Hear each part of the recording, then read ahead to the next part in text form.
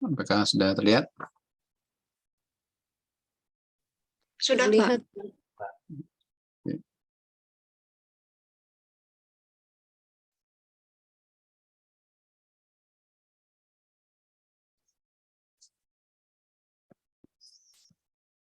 Jadi pada pertemuan kali ini kita akan membahas mengenai outlier. Ya, jadi ini memang suatu hal ya yang sangat sering terjadi ya pada dataset dengan ukuran besar. Ya.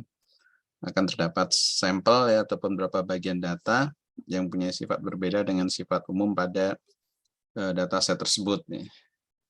Berapa sampel ya secara nyata berbeda ataupun tidak konsisten dengan kecenderungan data pada umumnya. Nah, ini kita sebut sebagai outlier ya.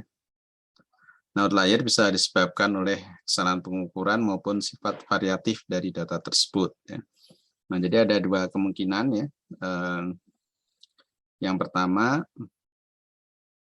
sebenarnya data itu normal ya, data di populasi atau data yang kita sampel itu normal ya.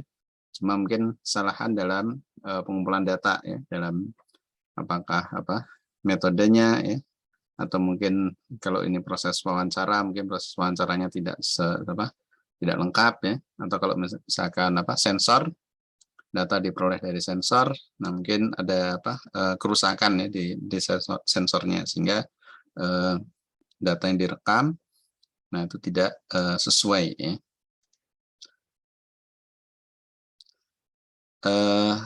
Namun ada juga kemungkinan metode yang digunakan sudah sesuai ya, sensor atau peralatannya tidak ada yang rusak karena seperti itu, beroperasi dengan bagus ya. Namun memang datanya itu sendiri yang memiliki variasi ya, sehingga ada beberapa bagian atau pada kondisi tertentu dia memiliki nilai yang berbeda dengan nilai yang umumnya terjadi.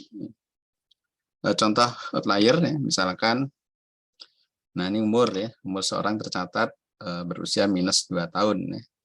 Nah, ini tentu salah ya karena tidak mungkin ya umur itu berusia bernilai negatif ya. Nah, ini boleh jadi saat mengentrikan data itu tidak sesuai ya. Ya walaupun ini bisa diatasi juga ya dengan misalkan mengembangkan interface yang tidak memungkinkan kalau user mengisi umur atau mengisi tahun lahir itu dengan nilai minus. Ya.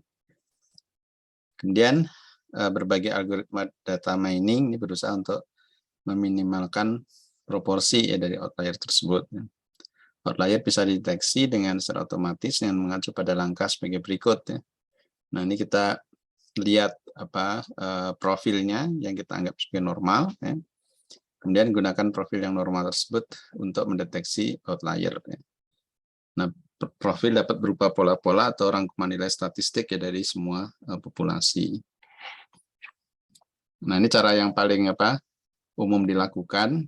Kita menganggap ya bahwa secara umum sifat-sifat data nah itu mengikuti distribusi normal ya, atau Gaussian distribution ya. Nah, namun suatu outlier akan menyimpang cukup jauh ya dari sifat-sifat umum data yang lain ya. Jadi cara paling cepat karena seperti itu kita melihat apakah ada perbedaan ya yang nyata ya dari distribusi normal tersebut ya. Ada posisi datanya mungkin jauh ya, atau mungkin berbeda dari kecenderungan kondisi normal. Nah itu adalah dapat digunakan sebagai awal ya untuk melihat bahwa itu adalah data-data yang kita anggap sebagai outlier. Outlier bisa dianggap sebagai suatu peristiwa yang tidak normal ya, dan tidak biasanya ya terjadi dari kumpulan-kumpulan peristiwa yang sewajarnya terjadi. Outlier menjadi penting ya untuk diamati lebih lanjut ya, karena sangat mungkin terjadi sebagai akibat ya adanya mekanisme baru, mekanisme yang tidak serupa dengan apa yang telah terjadi. Nah, ini deteksi outlier dan potensi dibuang dari sebuah dataset dapat dilakukan dengan memilih sebanyak K dari N sampel ya, yang dianggap yang berbeda berkecualian ataupun tidak konsisten ya. Jumlah K jauh lebih kecil dari ukuran dataset. Nah, ini kalau kita dapatkan ada sejumlah data-data yang kita anggap beda, nanti ada sejumlah K ya, dan N-nya jauh lebih besar ya. Jadi misalkan N-nya kita punya 100 katakanlah seperti itu, maka K-nya untuk dalam kisaran kurang dari 10 ya. Nah, itu sangat memungkinkan ya untuk kita kita abaikan ya. Namun kalau K-nya besar ya, kalau dari data 100 tapi jumlahnya kita anggap berbeda dari kecenderungan yang umum ya, sampai dengan datanya adalah 20 atau 30 ya. Nah, tentu tidak serta-merta ya kita anggap sebagai outlier. Yang metode yang dilakukan antara lain kita menggunakan visualisasi, kita menggunakan statistik, menggunakan jarak ya, ataupun menggunakan model berbasis model. Nah, ini kalau kita ingin tampilkan ya dalam bentuk visual. Nah, jadi kemungkinan adanya outlier, nah ini sekitar 5% ya, seperti itu yang mana 95% mungkin merupakan kecenderungan data yang umum ya. Sehingga posisinya untuk outlier, nah ini kemungkinan ada di 5% ini ya, walaupun belum tentu ya jumlahnya 5% ya. Maksudnya posisinya ada di sini ya. Jadi di ujung di ekor ya, tail ya. Nah, apakah yang di paling kanan ataupun yang di paling kiri. Nah, kemudian jika kita ingin membuat visual mapping ya, kalau ini memang misalkan dalam bentuk 2 dimensi atau bisa di mapping 2 dimensi, tentu akan mudah ya, lebih mudah. Nah, ini terlihat ya, ada satu data atau mungkin ada beberapa 2 atau 3 data karena itu. Ini berada di posisi yang jauh ya dari kecenderungan atau keumuman data yang lain ya. Nah, ini kan kalau kita melihat secara visual, nah ini data ini ada di sini ya, posisinya di sini ya, seperti garis linear ya, ada nilai tengahnya ya, misalkan ada nilai rata-rata garisnya bisa kita buat persamaan linear ya, dan semuanya berada dekat dengan garis tersebut ya di sini ya. Nah, kemudian ini ada satu titik yang jauh, nah maka kita bisa pertimbangkan bahwa ini adalah posisi ya yang kita bisa anggap sebagai sebuah outlier.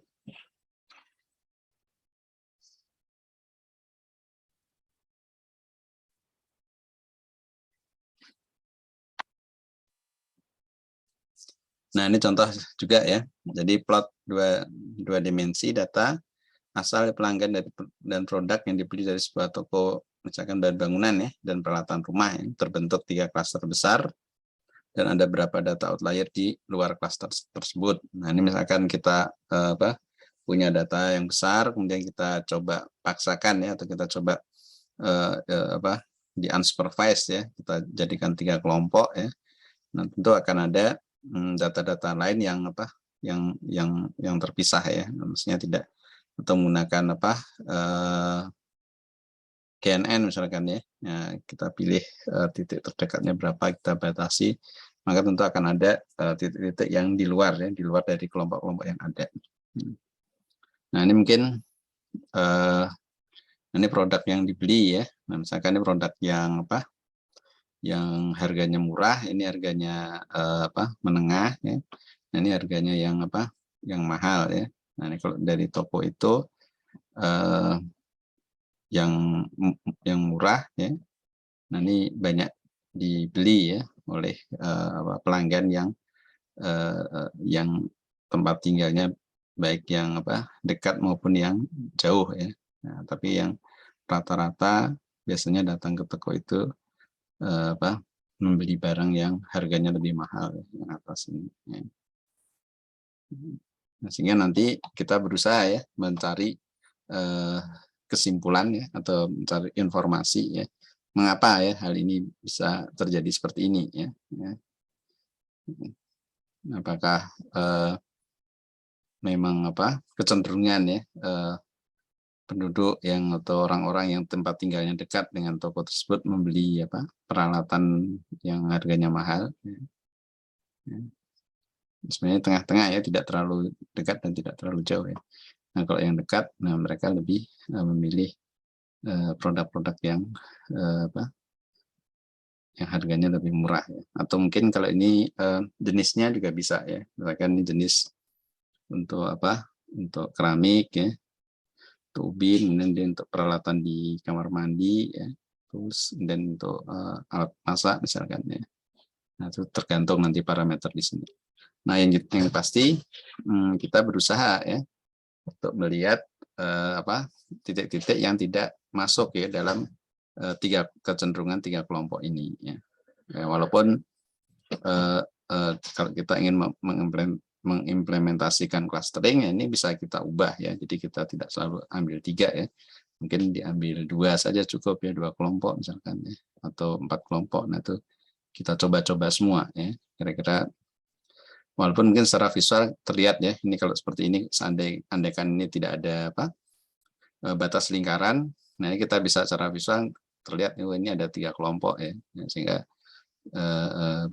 sangat mengimplementasikan katakanlah unsupervised clustering, nah kita sudah bisa menentukan jumlah kelompoknya lebih awal. Nah ini contoh terdapat ini contoh 20 data ya yang merepresentasikan nilai umur ya, sebagai berikut ya. Ini nilai usia ya. Kemudian nilai rata-rata dan simpangan deviasi ya dari bulan tersebut adalah 39 dan 4565 ya, dengan menggunakan asumsi distribusi normal, maka dapat ditentukan batas umur kiri dan kanan ya untuk impulan dengan persamaan yang rata-rata plus minus 2 kali standar deviasi ya. Jadi pakai yang ini ya. Nah, kita dapat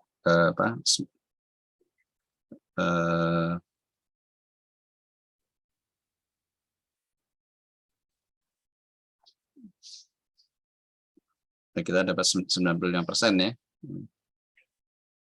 Kita dapat 95% ya. Kemudian nilai rata-ratanya berapa, kemudian ditambah standar deviasinya yang 45,65 ya. Nah, plus minus ya, kita dapat interval ini minus 554,1 dan 131,2 ya. Nah, karena kita tahu bahwa umur tidak mungkin negatif ya, maka kita bisa konversikan atau koreksi ya, koreksi ini batas minimumnya 0 dan kita gunakan batas atasnya 131,2. Nah maka dengan menggunakan filter yang baru ini, nah kita bisa mengevaluasi ya data yang kita punya ya. Nah ini mungkin jangan dibayangkan datanya sedikit seperti ini ya. Mungkin datanya nanti bisa puluhan ribu ya. Jadi kita tidak mungkin ya melihat satu-satu ya. Nah, ini misalkan ini contohnya dalam jumlah yang kecil ya. Namun kalau jumlahnya sudah puluhan ribu, 10.000, 20.000, 30.000, tentu kita tidak akan mungkin ya melihat seperti ini secara langsung dalam satu slide ya. Nah, harus divisualisasi atau mungkin harus dicari ya nilai rata-rata dan simpangan deviasinya. Nah, maka dengan menggunakan ini ya, menggunakan filter ini, nah kita bisa saring ya mana kira-kira yang bisa dianggap sebagai outlier ya. Nah, misalkan ini 156 ya kan sangat tidak wajar ya usia sampai 156 ya. Terlalu ini ya, terlalu lanjut ya. 130 juga mungkin tidak ada ya. Mungkin 110 ya mungkin ya. 120 mungkin ya. Ini juga ya 139, ini jauh melewati batas yang kita buat di sini. Dan juga yang minus ya, minus 67. Ya, jika kita pahami lebih lanjut ya 3 outlier yang ada, nah ini ada kemungkinan disebabkan oleh salah entry data ya. Nah, yang ada mungkin kelebihan 1 ya, boleh jadi ya, kelebihan 1 di apa, di depan angka ini ya. Jadi aslinya mungkin ingin mengentry 56 ya. Atau katakanlah kalau bukan salah entry, mungkin salah apa di apa processing ya, saat apa pengambilan data mungkin secara otomatis ya dari tabel yang sudah tersedia misalkan ya, di ekstrak informasinya ya, informasi tahun misalkan. Nah ini kemungkinan ini karena ini kelihatan apa sama ya, terjadi sama, ini depannya selalu 1 ya. Nah mungkin ini ada kelebihan 1 karakter di awal ya saat masukkan nilai umur ya. Nah kalau di sini 1, sini 2 yang mungkin kita apa agak susah ya untuk mengambil kesimpulan ya kenapa terjadi demikian. Nah ini kebetulan depannya 1, ini juga 1, sehingga bisa kita asumsikan. Nah ini mungkin salah ya dalam mengisi, atau mungkin ada error di mana yang sifatnya seragam ya. Jadi setiap nilai umur itu nilainya kelebihan 1 digit ya, 1. Nah, kemudian yang minus juga. Nah, minus juga ini tidak ada nilai minus. Namun kalau ini dibuat apa positif, nah ini masih masuk ya dalam interval, maksudnya masih masuk angka yang wajar ya. Nah ini mungkin adalah apa salah satu ya contoh misalkan perbaikan ini perbaikan outlier ya kalau memang kita tidak ingin membuang data ya. Nah kalau misalkan jumlah setnya atau jumlahnya terlalu sedikit ya. Memang kalau ini jumlahnya banyak kalau seperti itu 9.000, nah kemudian proporsi ya yang salah seperti ini sedikit, nah mungkin bisa kita buang ya outlier. Nah kemudian juga untuk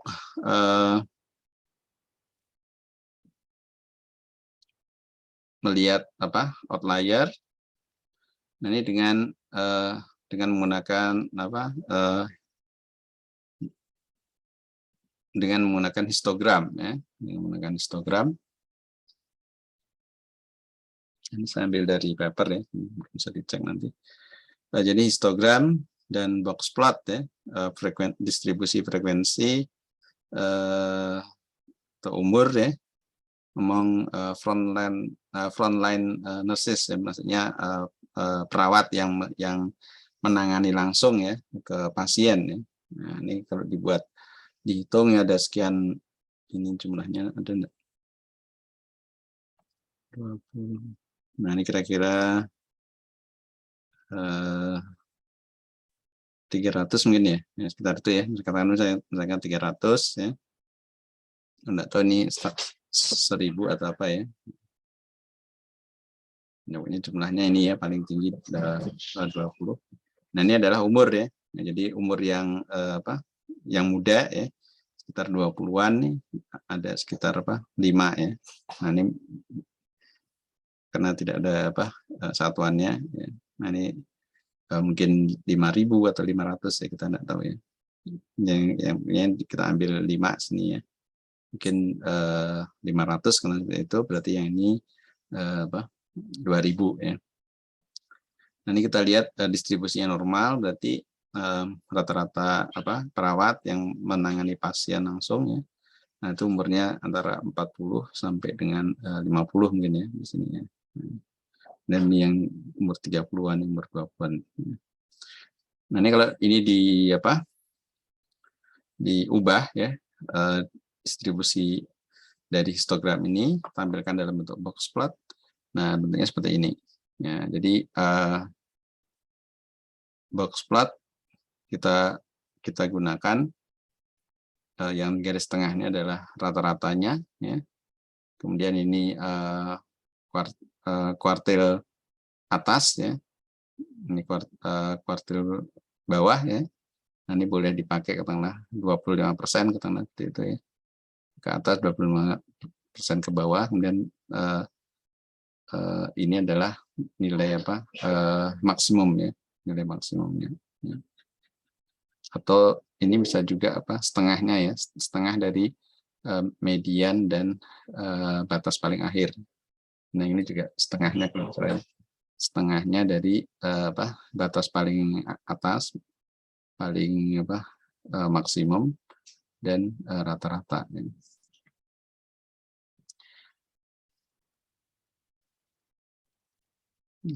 Oh, ini yang lain ya. Ini untuk penjelasan aja. Nah, ini kalau yang ini digambarkan dalam bentuk box plot seperti ini ya. Ini yang batas atas atau kuartil atas, kuartil bawah ya. Ini yang tengah-tengah. Nah, ini yang batas atas. Nah, ini yang nilai yang jauh ya. Sekitar nilai 90-an di sini ya. Nah, sehingga satu titik ini melebihi ya dari nilai maksimum ya. Nah, sehingga kita bisa anggap ini sebagai outlier ya.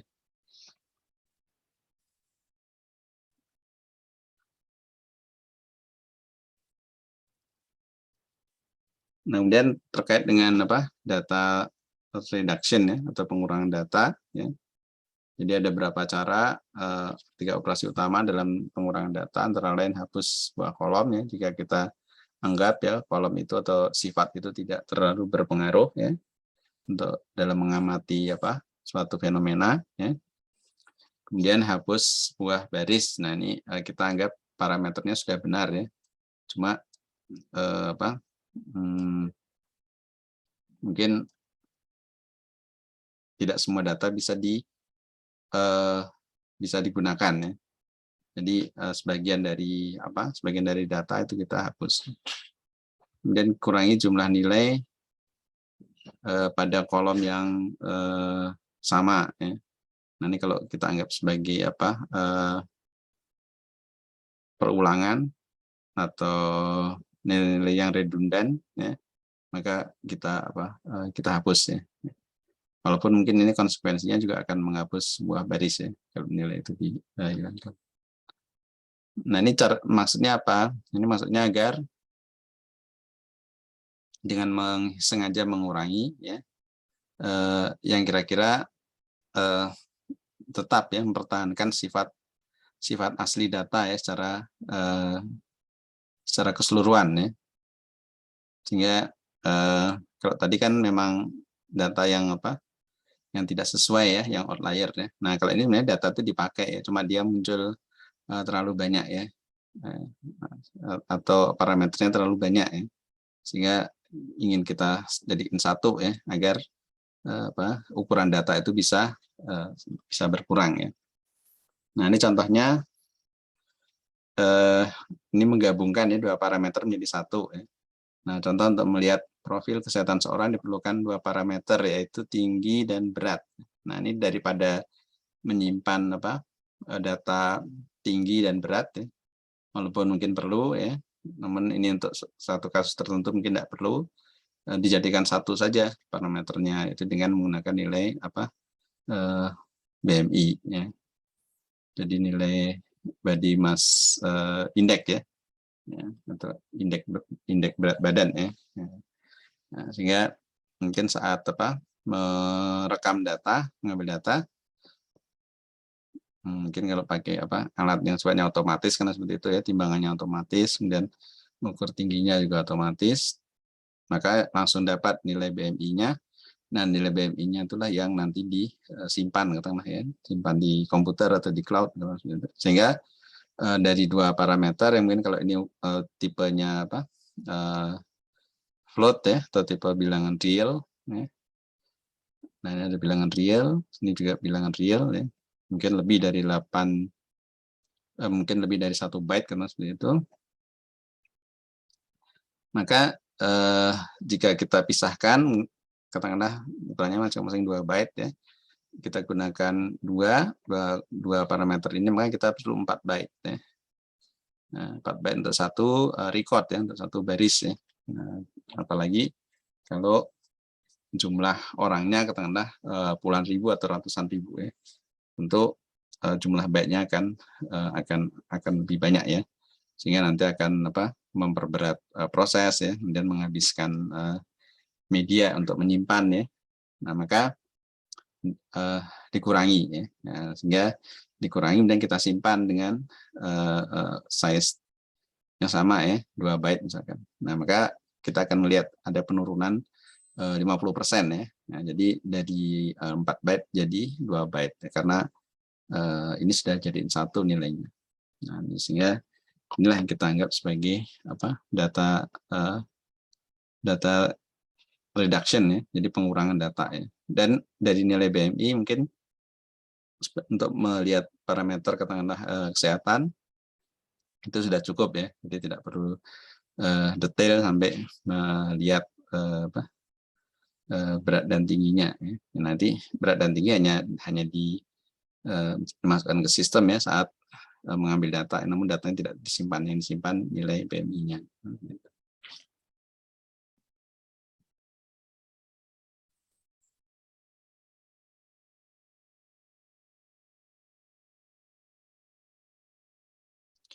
Nah, kemudian nah ini yang jadi indikator keberhasilan ya, atau keberhasilan dari reduksi data ya. Setelah data kita kurangi, kemudian kita anggap proses reduksi data itu berhasil ya. Kira-kira apa? Yang pertama adalah waktu komputasi ya. Jadi hasil reduksi data akan mengurangi jumlah data yang akhirnya bisa mempercepat ya proses analisis atau data mining. Nah, karena jumlah datanya berkurang ya, tentu secara logika kecepatan untuk proses tentu akan semakin cepat ya, karena load ya atau beban komputasinya akan berkurang ya, sehingga waktu komputasinya diharapkan lebih cepat ya. Kemudian akurasi prediktif ya, maupun yang deskriptif ya. Reduksi data hanya akan misalkan bagian data yang benar-benar diperlukan ya. Hal ini akan meningkatkan akurasi algoritma data mining ya. Data-data yang sebenarnya tidak relevan, namun boleh jadi akan mengurangi tingkat akurasi ya. Sehingga kita hanya memperhitungkan atau hanya mengolah ya data-data yang memang kita anggap penting ya. Sehingga data-data yang tidak kita anggap penting, nah itu tidak masuk atau tidak kita proses. Kemudian representasi model data mining. Penyederhanaan representasi biasanya diperoleh setelah reduksi data. Ya, hal ini akan membantu dalam model. Keseimbangan antara akurasi dan kesederhanaan model sangat diperlukan. Ya, proses reduksi data berperan penting untuk mencapai keseimbangan tersebut. Nah, ini memang proses yang trade off ya.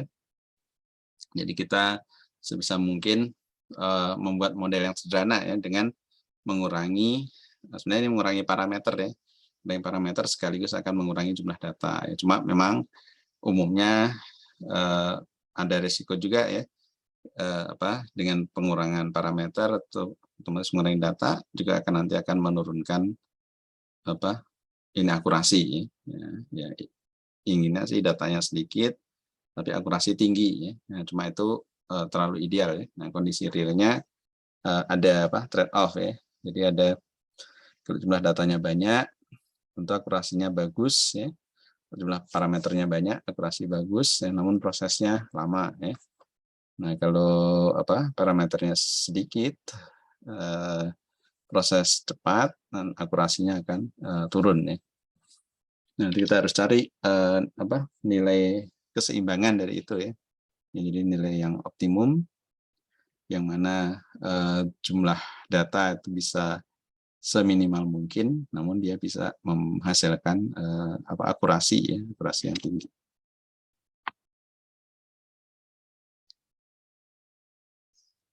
Kemudian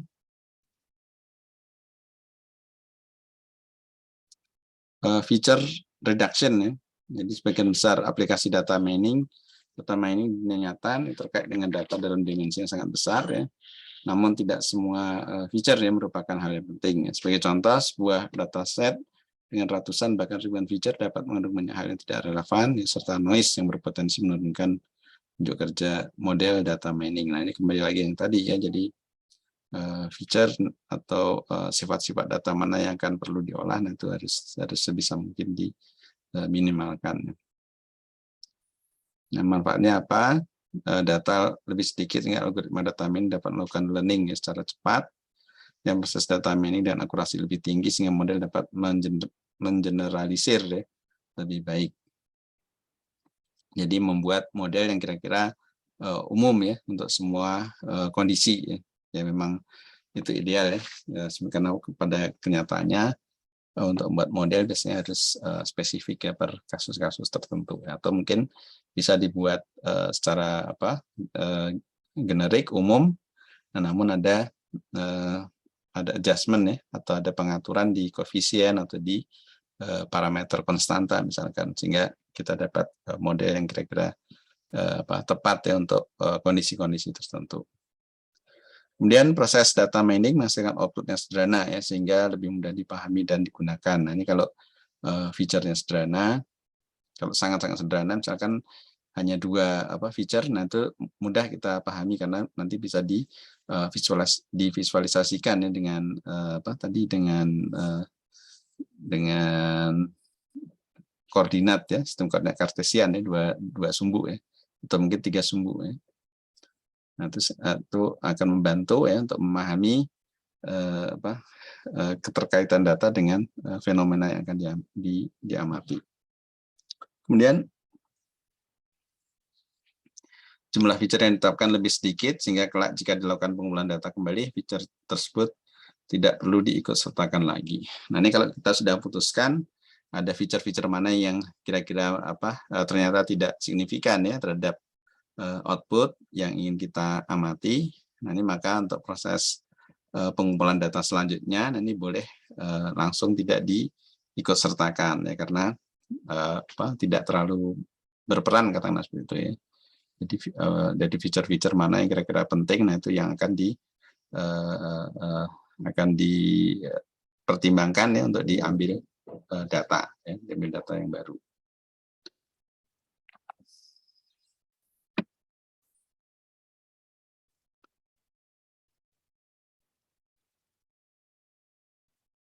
Nah, ini contoh untuk implementasi di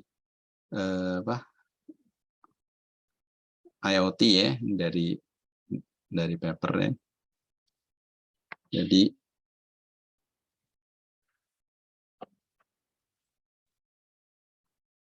setiap mungkin ini ada tanaman ya. Jadi ada tanaman, kemudian ada node ya. Node itu maksudnya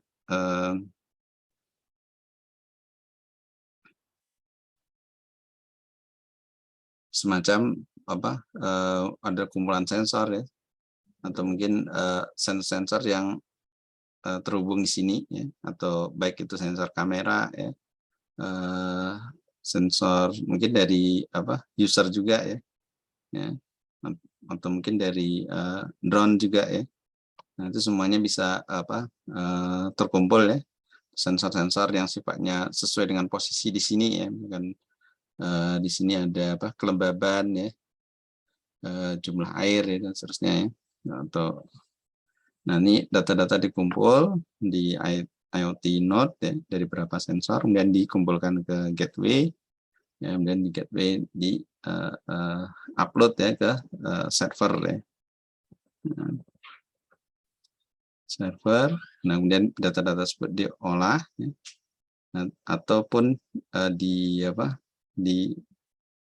dikendalikan ya, setelah kita mengirimkan data tersebut ke user yang berada di tempat yang jauh ya. Ya, contohnya misalkan setelah dilihat dari drone ya, kelihatan areanya banyak tanaman pengganggu misalkan ya. Maka data-data itu akan disampaikan ke user yang ada di sini. Ya, dia akan berikan notifikasi kan seperti itu ya, sehingga nanti tanaman pengganggu itu perlu dikurangi misalkan ya. Atau misalkan kalau ini produksi buah katakan seperti itu, ada buah yang yang rusak atau yang tumbuh tidak sesuai dengan diinginkan misalkan ya. Nah, ini bisa termonitor ya langsung dari jarak jauh. Nah, kemudian untuk yang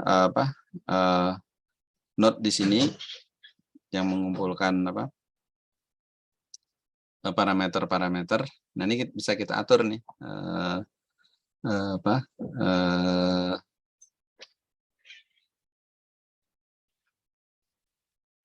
periode sampling ya.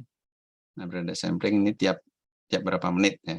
Nah, Nah, misalkan untuk cuaca, nah ini antara 1 sampai 15 menit ya. Nah, ini kalau makin cepat, makin selisihnya sedikit, mungkin belum tentu juga akan menambah ini akurasi ya, karena mungkin tidak terlalu terlihat perbedaannya ya kalau durasinya terlalu cepat ya untuk suhu. Nah, mungkin 10 menit atau 5 menit. Nah, ini akan ada pengaruhnya ya. Nah, dan dari jumlah data ya sudah tentu kalau periodiknya itu singkat, dan jumlah datanya yang akan dikumpulkan akan semakin besar ya. Nah, terlalu singkat juga mungkin tidak terlalu datanya berlebih ya, tidak efisien untuk menghitung atau memprediksi ya fenomena tertentu, sehingga harus dicari kira-kira periode untuk samplingnya itu berapa ya, berapa menit, baik untuk suhu ya, tekanan, kelembaban ya, kecepatan angin ya. Nah, ini semua tipe-tipe yang sifatnya numerik ya, sehingga disebut sebagai skalar ya, performance. Nah, kemudian juga kondisi tanah ya, suhu tanah ya. Kali ini kan suhu di lingkungan ya, suhu tanah, kemudian kelembaban ya tanah, kemudian daunnya kering enggak misalkan ya, atau misalkan ada daunnya cukup ini bukan dalam artian daunnya basah ya, maksudnya kandungan air ya dalam daun itu. Nah, kemudian radiasi matahari. Nah, ini kalau ini air ya, jadi air yang digunakan untuk mengaliri kebun ini ya. Suhunya berapa ya, kemudian salinitas ya, berarti konsentrasi garamnya ya, oksigennya berapa, pH berapa, dan juga berupa foto ya. Nah, ini foto kamera ataupun drone ya. Nah, ini setiap mengambil data ya. Nah, ini mungkin tidak, apalagi drone ya. Nah, kalau yang kamera di bawah mungkin bisa ya tiap hari. Nah, drone mungkin pada event-event tertentu ya, atau pada hari-hari tertentu kita terbangkan dan untuk melihat kondisi ya, kondisi ladang ya, atau kebun ya, dengan luas yang itu sangat luas sekali ya, sehingga kalau diperiksa secara manual mungkin butuh tenaga manusia ya yang banyak atau pekerja yang banyak ya, ataupun kalau dikerjakan sendiri prosesnya lama ya, sehingga perlu bantuan perangkat-perangkat elektronik ini, sehingga akan membantu secara cepat ya mengamati ya kondisi ladang yang sedang dikelola.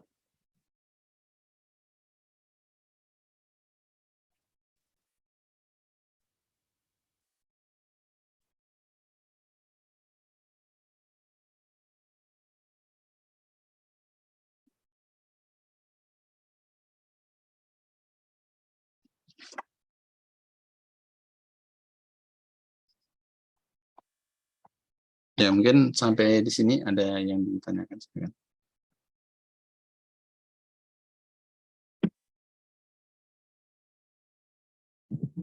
Saya Pak, izin bertanya Pak. Pak. Ya, silakan. Ya, untuk yang outliner tadi Pak, Ya. apakah untuk mengatasi outliner itu solusinya seperti kita bikin rules gitu ya Pak, agar usernya tidak salah input? Semuanya contohnya tadi kan age-nya ada yang minus sama ada yang lebih dari 100 gitu. Nah, itu dikarenakan salah input. Nah, apakah solusinya kira-kira kita memberi rules di aplikasinya gitu ya Pak, biar usernya nggak salah input gitu? Ya, itu salah satu ya, kalau memang itu sistemnya kita yang buat ya. Namun kalau yang buat sistemnya orang lain, atau mungkin data-data itu kita peroleh katakanlah dari database yang sudah ada, katakanlah ya database yang besar, kemudian kita diminta melakukan analisis atas data tersebut ya. Nah, itu tentu akan ada kemungkinan ya kita dapat data-data yang memang tidak sesuai ya, Kalau emang kita sendiri Oh, juga yang buat sistemnya, mungkin kita bisa atur ya. Jadi saat di entry oh kan iya, iya. misalkan harus positif ya.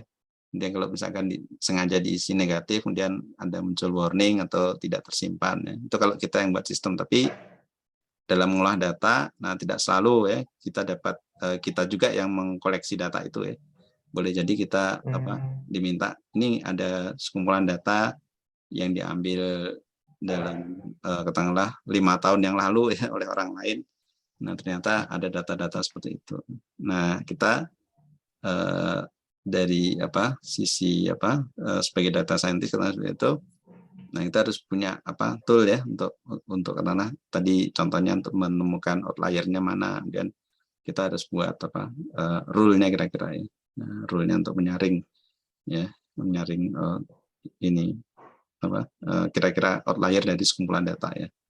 Ya kalau datanya katakanlah datanya ada puluhan ribu, tentu untuk membuat rule-nya juga tidak perlu olah 10 puluhan ribu itu dulu ya, sebagai populasi ya kita juga ambil sampel katakan berapa. Sehingga kita bisa buat rule untuk diterapkan di semua data populasi tersebut. Oh, ya ya, baik Pak. Oh berarti kita Ya. itu untuk mengolah semua data itu kita ambil sampelnya dulu gitu Pak ya. Terus setelah kita katakanlah eksperimennya menurut kita sesuai hasilnya, terus baru kita aplikasikan di real data yang banyak itu. Seperti itu ya Pak? Ya. Kan nanti kalau Oh, kita mengolah data tentu parameternya banyak ya, mungkin umur, kemudian katakanlah yang lain banyak ya, misalkan alamat atau mungkin jarak ya, jarak dari jarak si orang itu ya, atau data itu ya, kalau misalkan toko ya mungkin jumlah pengunjung ya, atau mungkin jumlah produk yang dijualkan ya. Nah itu kita dapat data dalam sudah dalam jumlah yang besar ya, yang mana bukan kita yang develop sistemnya, yang kita bisa kendalikan. oh iya, Hmm. baik Pak. Satu lagi Pak, saya mau tanya lagi. Untuk yang data reduction itu, tadi kan contohnya ada BMI itu Pak. Nah itu kan BMI tadi kan pembagian dari tinggi dibagi berat badan kalau tidak salah. Nah itu kan berarti yang BMI itu tidak ada di tabel aslinya gitu Pak. Nah itu apakah untuk BMI ini kita bikin field baru, terus apakah field barunya itu juga apakah kita bikin view sendiri atau di tabel hasilnya itu juga ya Pak? Oh ya, ya kalau kita buat field baru tentu akan malah menambah ya. Oh iya ya. Ya. Nah ini maksudnya kan boleh jadi ada data yang asli ya, data yang asli, namun kita tidak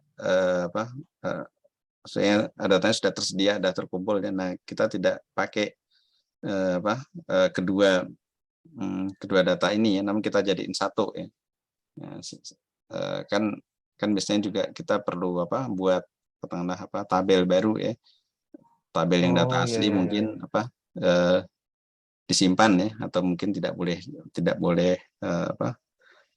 diganti ya, mungkin itu sudah ngambil data sebelumnya. Nah kita untuk mengambil data yang baru kita tidak pakai weight dan height ya, namun kita jadiin satu ya, jadi satu parameter kita bagi dulu.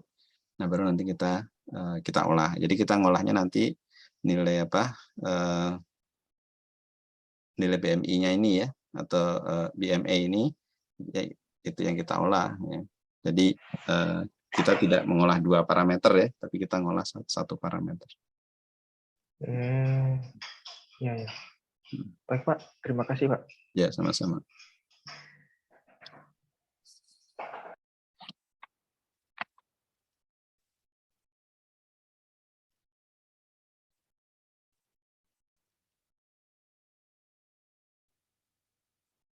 Nah ini untuk untuk proses ini juga clustering. Ini memang kalau secara visual ini bisa bisa terlihat ya, bisa lebih mudah ya. Nah namun kalau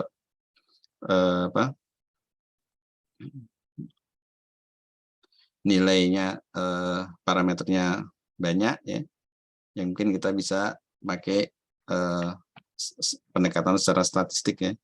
Jadi kita gunakan yang ini ya, seperti ini. Jadi kita melihat nilai rata-ratanya, kemudian kita lihat intervalnya dari 2 kali standar deviasi. Jadi ini kita pakai sebagai range yang baku ya. Nah, kalau ternyata ada di luar dari ini, nah berarti itu bisa kita anggap sebagai sebagai outlier ya. Walaupun saat menghitung nilai standar deviasinya, dia akan nilai outlier itu akan terhitung ya, akan dimasukkan juga ya. Jadi misalkan yang ini standar deviasi yang 45,65, nah ini dia dihitung dari nilai ini semua ya, termasuk yang minus 67 dan 139 ya. Ya, namun karena jumlah titiknya, data poinnya itu sedikit ya, sehingga dia interval maksimumnya tidak sampai ya, melewati katakanlah 139 ya, atau sampai 140 misalkan. Nah, itu tidak mungkin karena yang ekstrim ini hanya sedikit ya, sehingga nilai batas atasnya dari plus minus 2 kali standar deviasi ini masih lebih dekat ke nilai rata-rata ya. Nah, sehingga kita dapat ini, sehingga otomatis yang lebih dari 131, nah ini kita anggap sebagai yang outlier ya, atau kita anggap sebagai ini bermasalah ya nilainya, mencurigakan. Ya ini kalau ini umur ya, kalau umur kan kita mungkin tahu ya kisaran umur manusia ya. Nah mungkin kalau yang IoT di sini katakanlah suhu ya, suhu di luar ya, suhu di luar kalau ada sensornya misalkan, nah kita tahu tergantung daerah juga ya. Mungkin kalau di Indonesia antara 25 sampai 30 misalkan ya, suhu di luar ya, 25 sampai 30. Tentu nilainya bervariasi di sini ya. Nah, 25, 30. Nah, mungkin ada yang 31 kadang-kadang ya. Nah, kemudian kita kumpulkan semua, dicari rata-rata dan standar deviasi, kemudian kita buat ini batas ya, batas yang kira-kira untuk batas minimum dan batas maksimum ya. Nah, ternyata ada nilai katakanlah 70 misalkan. Nah, itu tentu kita anggap sebagai outlier ya, atau sensornya mungkin satu salah atau apa ya. Karena rata-rata mungkin antara 25 sampai 30 ya, range-nya ya. Ini kalau ada tiba-tiba jauh. Walaupun saat menghitung nilai standar deviasi yang nilai 70 tadi ya, 70 derajat Celcius tadi tetap kita masukkan ya. Nah, kita hitung semua. Nah, sehingga ini semacam semacam filter ya, atau rule baru yang kita buat agar kita bisa menemukan data-data yang kita anggap sebagai outlier ya.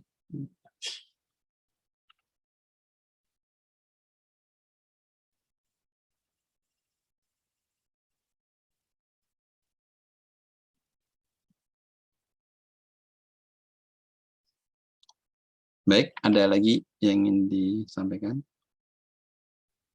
Pertama, Pak. Ya, silakan. Untuk data yang dihapus itu, yang outlier, itu memang berarti dihapus secara permanen ya Pak ya? Sudah tidak dipakai lagi ya Pak? Oh, yang ini? Ya. Ini ya.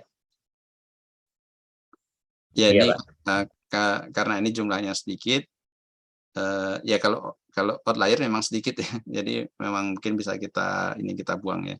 Ini kalau yang bawah ini kita mencoba untuk menganalisis ya, kira-kira outliernya itu karena apa ya. Jadi karena kalau ini umur ya mungkin orang salah entry ya, jadi minus misalkan ya, atau mungkin salah proses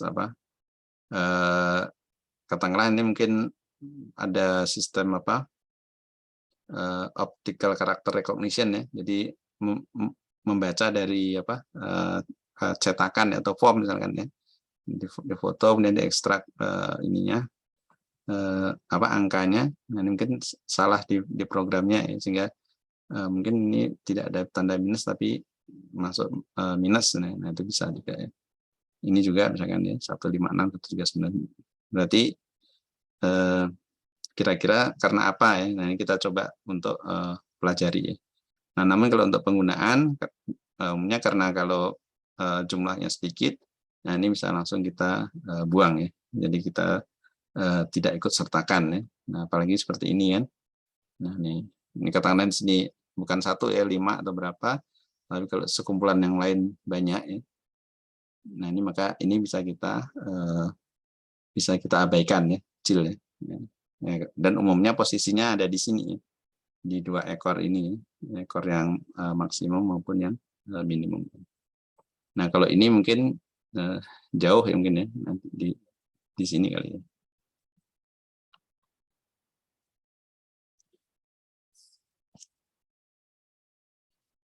Baik, demikian kira-kira menjawab pertanyaan. Ya, Pak. Terima kasih, Pak. Ya.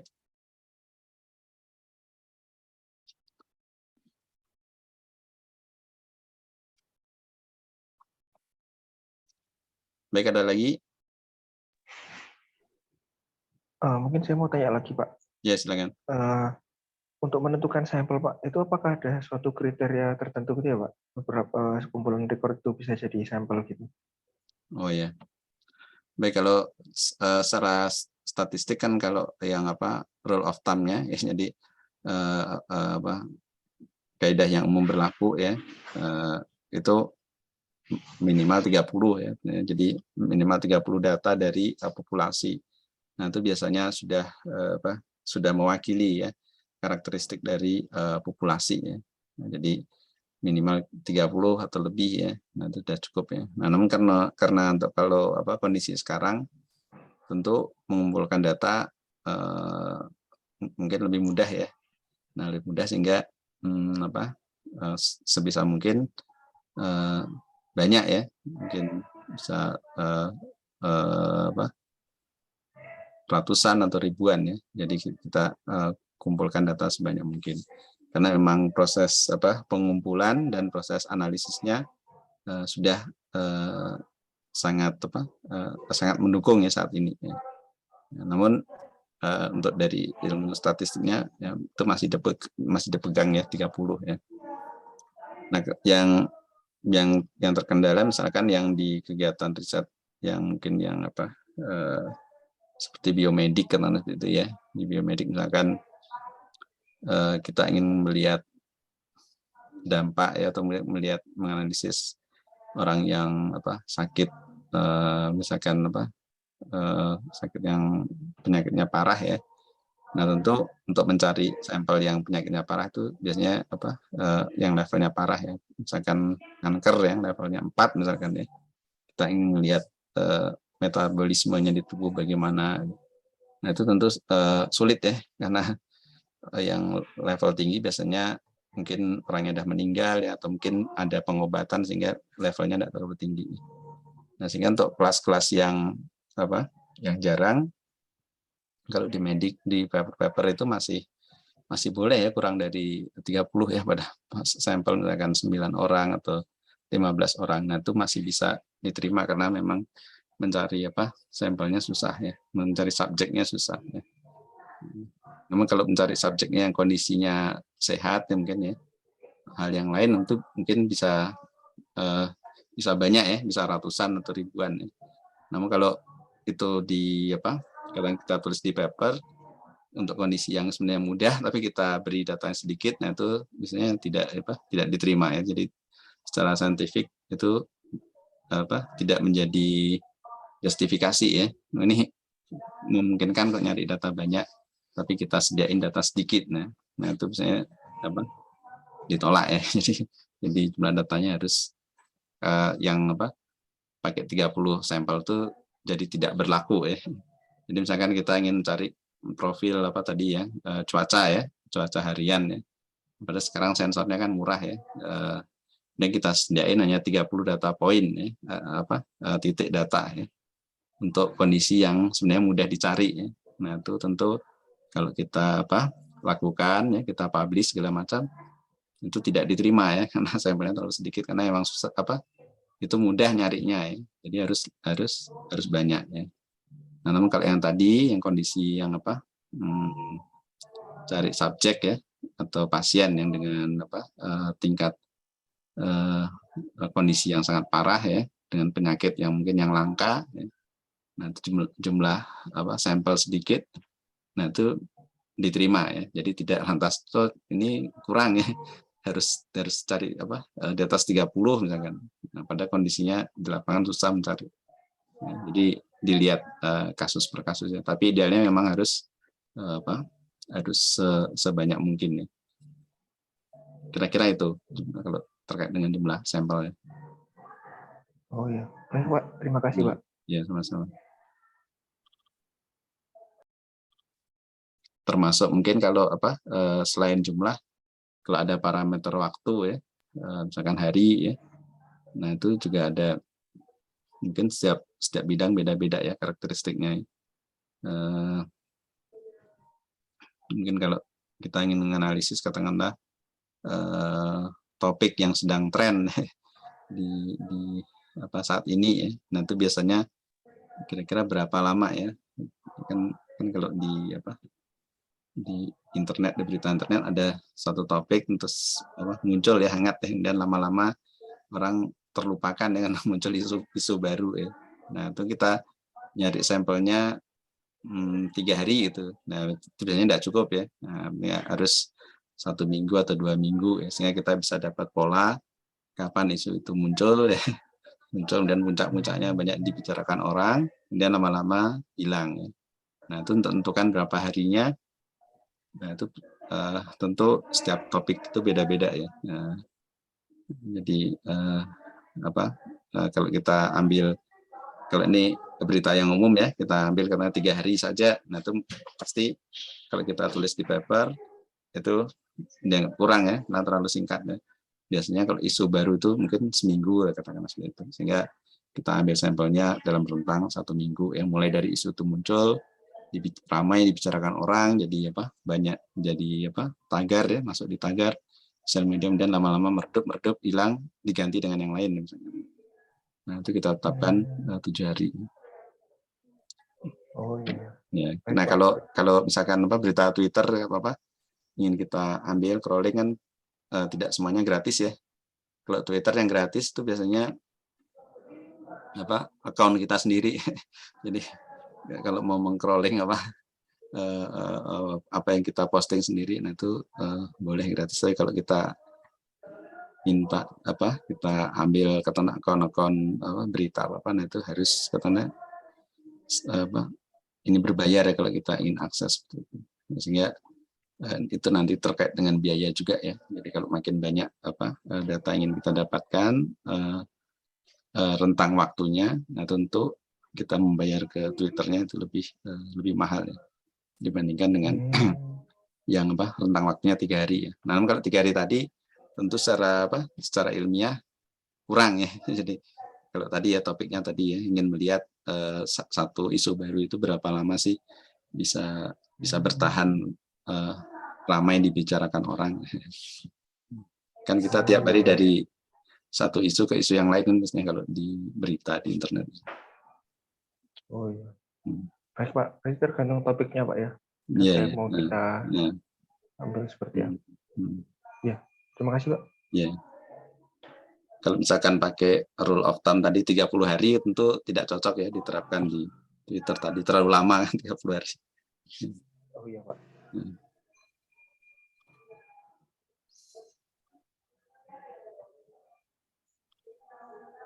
Baik, ada lagi?